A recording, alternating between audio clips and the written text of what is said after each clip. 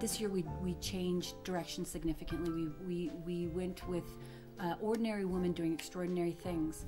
I just feel like we had such a strong team of women pulling this book together. It was an honor to work with them, and it was, you know, but seeing Sally's photographs, you know, pop out of that book really is the highlight. And also, you know, being able to run the essay by Cynthia Diele, who wrote an amazing piece, Portrait of Her Mother. So it's an honor to kind of be able to run those beautiful essays alongside these beautiful photographs and present it in such a gorgeous way. It was really a highlight, actually, of my year, to be able to do the book in such a beautiful way this year. I feel very privileged to have been involved in this book. The letter is really about stories that I would like to know if I was 8 years old, and what my 8-year-old self would say to me. So it talks about love, it talks about losing things, it talks about gaining things, and I think most of all it talks about me having trust in myself rather than waiting for me to be 18 in order to have that. For me, all the women are amazing.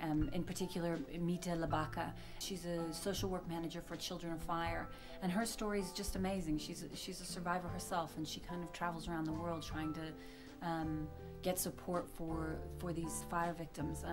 And she's amazingly well spoken, and she's in her early 20s. For me, at 22, I couldn't ask for more. I would have never imagined at my age that I would be amongst great women who are trying to do their best to improve lives in South Africa. Photo shoot was an interesting thing to see all the pictures of other women which looked great.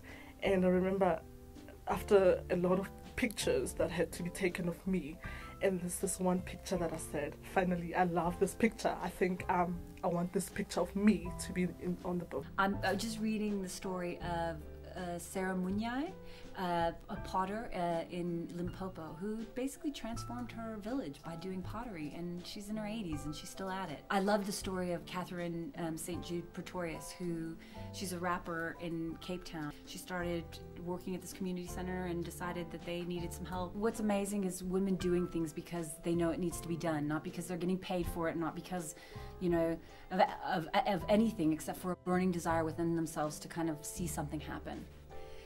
You know, we really made an effort to make sure that we got women from across the country, women of different ages, women of different cultural backgrounds, and I hope we succeeded in doing that, in telling the South African story, because that's a really big part of it.